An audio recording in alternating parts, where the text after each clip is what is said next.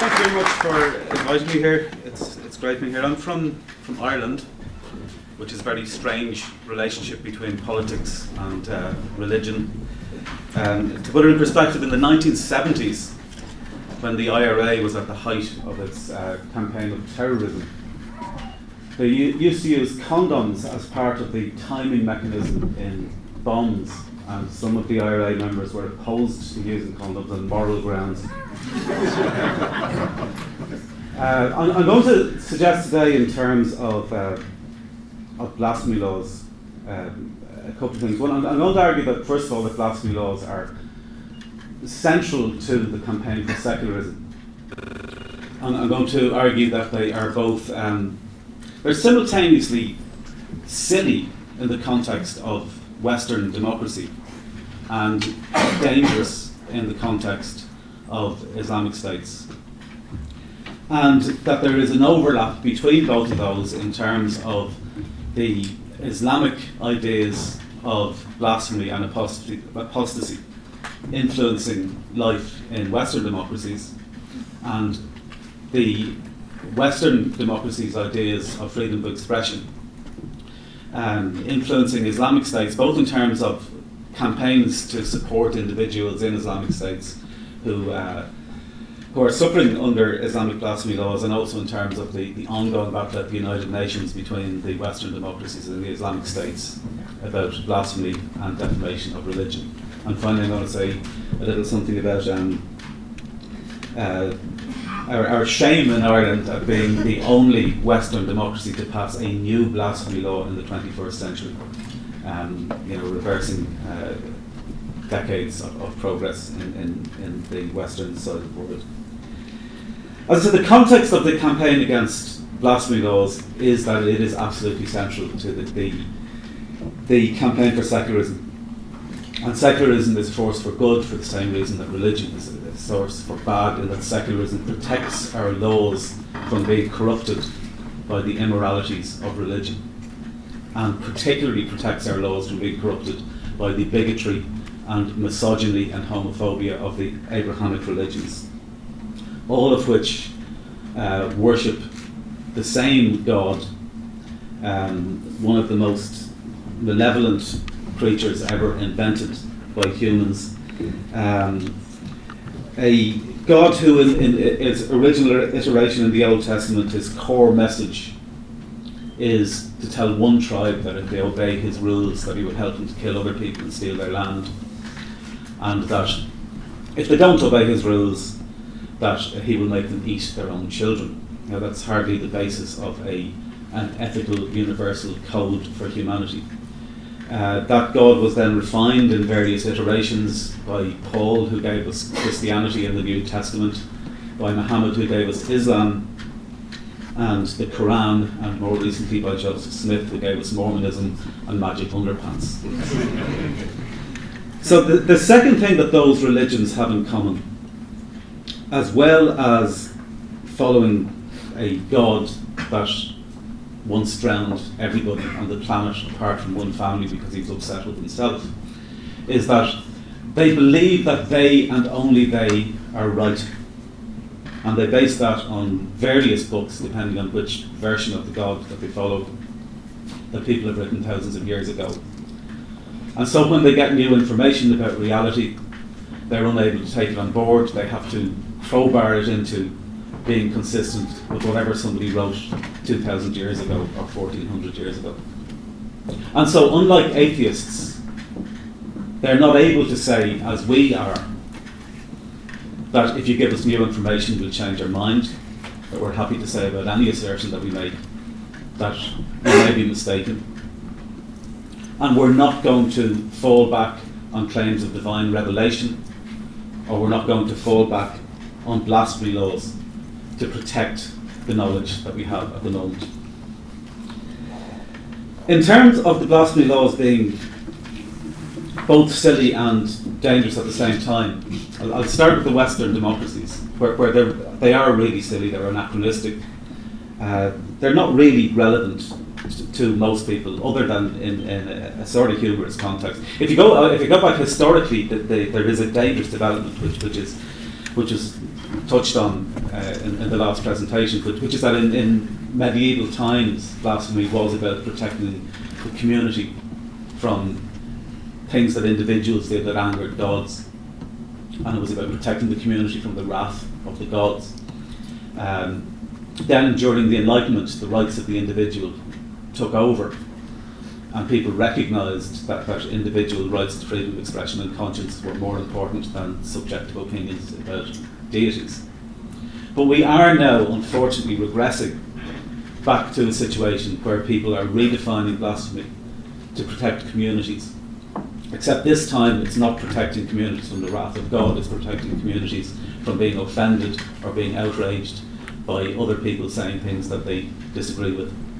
And instead of trying to get people to react proportionately when people say things that disagree with their fundamental beliefs, blasphemy laws encourage people to be outraged and offended because it creates an incentive to express that outrage and that offence. Most recently that's been expressed in the Irish blasphemy law, the wording of which is that blasphemy has been defined as anything that's grossly abusive or insulting in relation to matters held sacred by any religion, thus causing outrage among a substantial proportion of adherents of that religion. Now there's a load of problems with that, which I'll go into later on, but for the moment, the principle that's significant is that it is a new blasphemy law introduced in the 21st century by a pluralist Western democracy. Despite that, it is fair to say that in Western democracies that blasphemy laws in recent decades have been, more or less confined to satire and humour. Things like like O'Brien, which was banned. More recently, the attempts to take blasphemy charges against Jerry Springer, the opera. That's in terms of just purely internal Western democracies, and blasphemy against Christianity. So that tends to be the area in which it's most prevalent today. But the difficulty, even though those laws aren't often enforced, is that just having them on the books, you never know when they're going to be enforced. You never know when somebody somewhere is going to decide that their conscience is dictating to them that they have to enforce some theological law or other. It most recently happened back in the 70s with the gay news case in America. Unfortunately, that helped to lead to, or in Britain, fortunately that helped to lead to the repeal, ultimately, of the British blasphemy law. But it is still a dangerous thing just to have them there. Now, in Islamic states, it's far more dangerous. It's just such a different reality, and unless we think of it in terms of, unless we're tempted to think of it in terms of sort of hypothetical situations. I mean, later on, most of us will be here, I hope, to listen to Taslim Nasrin, who has been forced into exile and had several death threats against her on the basis of blasphemy for her poetry and her autobiographies and her novels. And it's, I think we should be inspired by her presence here today as somebody who is standing up to that type of intimidation. There are a couple of other cases that I would like to see people here be aware of and campaign on. There's a case of an Indonesian civil servant called Alexander An, who wrote on his Facebook page that God doesn't exist. And the following day, at his workplace, his fellow civil servants attacked him and beat him up. And the police then came, and instead of arresting the people who had beaten him up, arrested him, and he was charged with blasphemy. There's another case, a guy called Hamza Kashgari, who's a Saudi poet, who was charged with blasphemy after writing some tweets on Twitter to the effect that if he met Muhammad, he would shake his hand as an equal. And he was told in no uncertain terms that he was under threat of being arrested. He tried to flee the country. He got extradited back and has been put under pressure. He's a Muslim. He's been put under pressure to recant that apostasy. We've had Pakistan just recently closing down Twitter for a few days after the Draw Muhammad Day thing came up again. It's one of the key battlegrounds really at the moment is the internet. It's one of the key places where this battle of freedom of expression versus censorship of conscientiously expressed views is being played out. It actually reminds me of the mid-1990s when the internet was just catching on, and at least the World Wide Web was. An Irish politician in County Cork was quoted as saying, "The internet must be stopped." So he's probably not going to get away with that, but there is still quite a battle going on at internet level, and I think it's quite significant and something that we can all play a part in terms of advancing the rights of freedom of expression.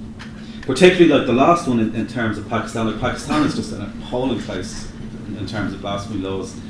We've had two politicians killed there in recent years. The governor of Punjab and the Minister for Minorities. One of them killed by one of his own bodyguards. And Pakistan, again, annoyingly, absolutely infuriatingly, when Ireland passed its blasphemy law a couple of years ago, Pakistan started citing the wording of it at the United Nations as best practice for blasphemy laws internationally, and you kind of know you're doing something wrong when you start getting cited by Pakistan as best practice for blasphemy laws. There's another case at the moment in Kuwait. Again, somebody accused of insulting Muhammad and the leaders of Saudi Arabia and Bahrain on Twitter. And whether it's coincidental or not, frighteningly, just this week, we're in the middle of a process where the Kuwaiti government are passing a law increasing the penalty for blasphemy from imprisonment to death. So, we're really this whole battle is being played out very, very seriously and very, very fundamentally as we speak. Look again, by the way, at that particular crime, which is insulting Muhammad and the rulers of Saudi Arabia and Bahrain, and it gets to the heart of what blasphemy charges are used for in all cases, really. Going back to the book of Exodus, when you were told not to revile God or the leaders of your tribe, is that blasphemy laws are used not to protect theology. They're used to prop up political positions, and they're used to suppress opposition and to suppress free thinking. And particularly in Islamic countries, they are poorly defined laws. There's very poor due process. Even an allegation of blasphemy against you can be enough to either have you jailed until such time as you repent whatever it is you're supposed to have done, or to have a violent mob attack you, your house, and or your family. So just being accused of blasphemy in those states is enough of a problem without having any form of due process.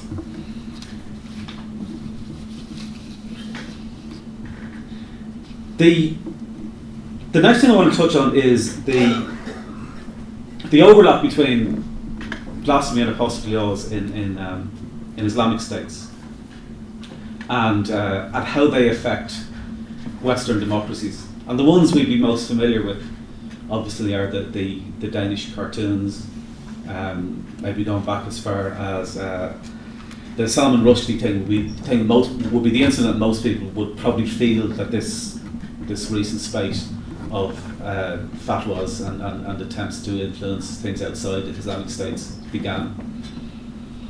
But it's not. It's actually gone back further than that. There's an incident which I find fascinating, which is that in 1902, in New York, there was a new courthouse building being built in Madison Square.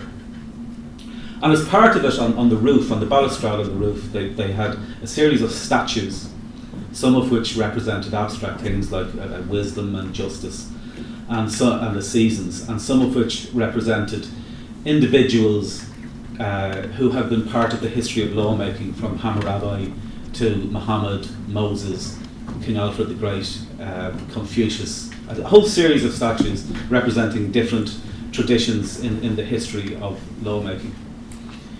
And in 1955, when the building was being renovated, and as part of the renovation, the statues and the story was in the media, and suddenly a whole load of Muslims realised that there had been a statue of Muhammad for 50 years on top of this building. And the governments of Pakistan and Indonesia and Egypt complained about it and said they didn't want this statue renovated, they wanted it removed. And the Americans removed it and just left it there with a blank plinth, an empty plinth, alongside all of the other statues. So it's going back as far as the 1950s that Western states have been placating this type of oversensitive expressions of being offended. There was another case in the 1970s when the New York Times published an article about Islam, and they illustrated it with a reproduction of a Persian miniature painting of Gabriel appearing to Muhammad. And again, there were complaints about that, and 2 days later, the New York Times published an apology for offending any Muslims about that. In 1977, a group of Islamist extremists took over some buildings and took hostages and murdered one person and shot others in Washington for a number of demands, one of which was to have a film banned about the life of Muhammad made by a Muslim, which didn't even include any images of Muhammad. They had done it on the basis of showing the film through the eyes of Muhammad or through those of his relatives. So he didn't even appear on screen, but they insisted that it be removed, and it was removed from a lot of cinemas in America. In one, on its opening screening, it was closed down mid-viewing as Muhammad was on his way from Mecca to Medina. The screen went blank and people were told that they had to get out of the cinema. So it's been going on back that far. Late 1990s, Nike brought out a shoe with a swirl logo that was meant to represent fire, and several Muslims decided that it looked too much like the symbol of Allah, and so Nike removed it. A couple of years later, Burger King, that bastion of Islamophobia, brought out an ice cream package with a swirl on it. Again, it was deemed to be too like the symbol of Allah, and Burger King surrendered their ice cream swirl. So that kind of nonsense has been going on for decades. It's not a recent thing, although what has been more significant recently is the level of violence that has been accompanying these attempts to have Western society change to suit their sensibilities. The Danish cartoons, with their carefully orchestrated, spontaneous demonstrations of outrage, where suddenly everybody all around the Muslim world went back to their inexhaustible collection of Danish flags at home and brought them out to burn.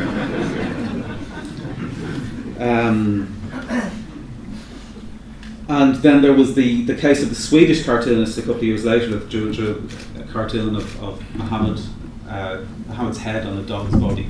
And if you don't remember the riots and outrage about that, it's because they didn't happen.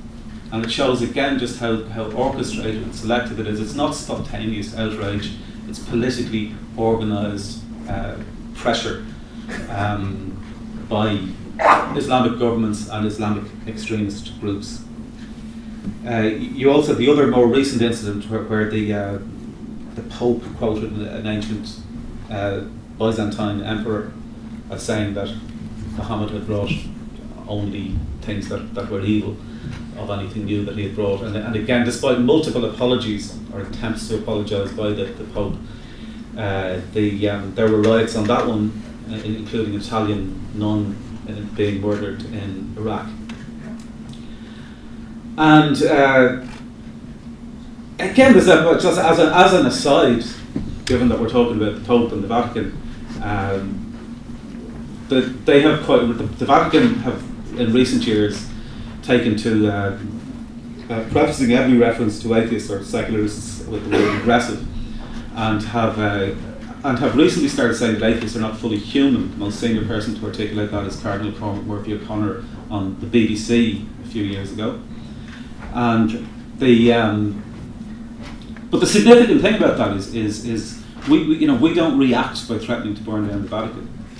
We're quite happy to let people say stupid things and argue rationally against them.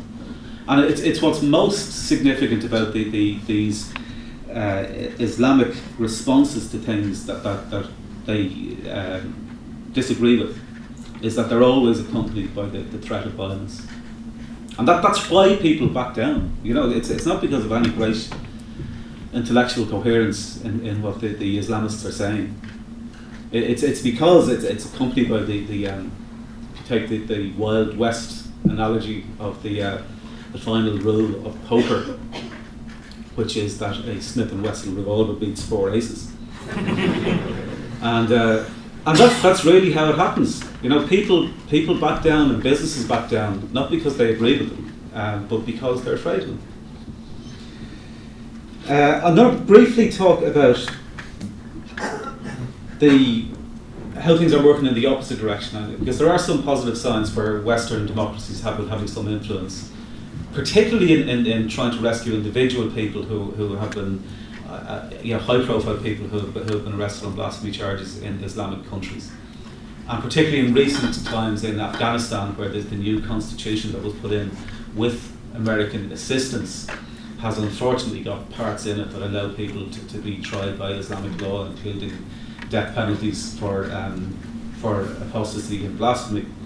And there have been a couple of cases, one in which they got a pardon for somebody that had been arrested on one of those charges, and he got out of the country, was to Italy. But as well as that, there's been a constant battle going on for the last over a decade at the United Nations, where the Islamic states have been trying to get international rules combating what they call defamation of religion. Really what they're talking about is defamation of Islam. And they started off with defamation of Islam and just changed it for political purposes to defamation of religion. And they have been getting those motions passed. They're non-binding resolutions, but they've been getting those motions passed every year since the late 1990s. Up to last year, for the first time last year, there was enough pressure for them to realise that they weren't going to get away with it, and they didn't put the motion forward that time, but instead they negotiated a resolution that reframes what they're trying to do in terms of hatred of religion and hate speech laws, which is what they're now trying to have outlawed. But it's not hate laws in the context of, let's say, if you take in America, where there are hate laws or hate crimes, but they're an existing crime that is accompanied by a hate motive. But they don't just have crimes in terms of expressing hatred. And the Venice Commission, which is a body that advises states on constitutional issues, in 2008 in a report that they made on the balance between freedom of expression and freedom of religion, have said that there should be no more blasphemy laws. Blasphemy laws should be repealed where they exist; they shouldn't be reintroduced, and that these issues should be dealt with through incitement to hatred laws, including incitement to religious hatred. Now, I think what's important if governments are going down that road is that there should be a clear distinction between hatred of people on the basis of their religion, which I think is wrong, and hatred of religion itself, which I think is quite acceptable. The idea of protecting ideas as opposed to protecting individuals is where I think we have to draw the line. Thank you very much.